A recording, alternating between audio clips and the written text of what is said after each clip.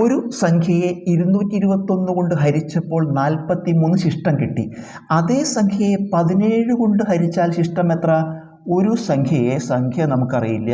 ഒരു സംഖ്യയെ 221 കൊണ്ട് ഹരിച്ചപ്പോൾ സംഖ്യ ബൈ 221 ഹരിച്ചപ്പോൾ 43 ശിഷ്ടം കിട്ടി. ശിഷ്ടം 43. അതേ സംഖ്യ നമുക്കറിയില്ല. അതേ സംഖ്യ തന്നെയാണ് സംഖ്യ ബൈ 17 കൊണ്ട് ഹരിച്ചാൽ ശിഷ്ടം എത്ര? അപ്പോഴത്തെ ശിഷ്ടമാണ് നമുക്ക് കണ്ടുപിടിക്കേണ്ടത്. അപ്പോൾ ഇതിൽ നമ്മൾ ശ്രദ്ധിക്കേണ്ട കാര്യം, ഈ രണ്ട് ഹരിക്കുന്ന സംഖ്യകൾ നോക്കുക. ആദ്യം 221 കൊണ്ട് ഹരിക്കണം, പിന്നെ 17 കൊണ്ട്. 221ൻ്റെ ഘടകമാണ് 17. ഘടകമാണെങ്കിലേ നമുക്ക് ഈ കണക്ക് നമ്മൾ ചെയ്യാൻ പോണ രീതിയിൽ ചെയ്യാൻ പറ്റുള്ളൂ.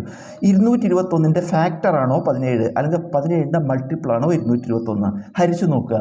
221നെ 17 കൊണ്ട് ഹരിച്ചാൽ 22ൽ ഒരു 17 കുറയ്ക്കുമ്പോൾ 5, അടുത്തൊക്കെ 1 51ൽ 3 17 51 കുറയ്ക്കുമ്പോൾ 0. അതായത് 221ൻ്റെ ഘടകമാണ് 17, അല്ലെങ്കിൽ 17ൻ്റെ ഗുണിതമാണ് 221. അങ്ങനെ വന്നാൽ മാത്രമേ നമുക്ക് ഈ കണക്ക് നമ്മൾ ചെയ്യാൻ പോണ രീതിയിൽ ചെയ്യാൻ പറ്റുള്ളൂ.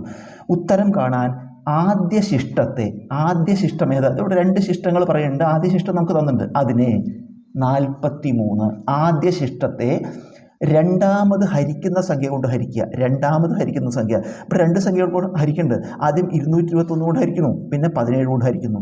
അപ്പോൾ ആദ്യ ശിഷ്ടം 43, അതിനെ രണ്ടാമത് ഹരിക്കുന്ന സംഖ്യ കൊണ്ട് ഹരിക്കുക. 43നെ 17 കൊണ്ട് ഹരിച്ച് നോക്കുക ശിഷ്ടം എത്ര വരുന്നത് നോക്കുക. 43നെ 17 കൊണ്ട് ഹരിക്കുമ്പോൾ 17 34 കുറയ്ക്കുമ്പോൾ 9. ഈ കിട്ടുന്ന ശിഷ്ടമാണ് നമ്മുടെ ഉത്തരം. കാരണം ശിഷ്ടം കാണാൻ പറഞ്ഞിട്ടുള്ളത്. ശിഷ്ടം എത്രയാണ്? ഉത്തരം 9.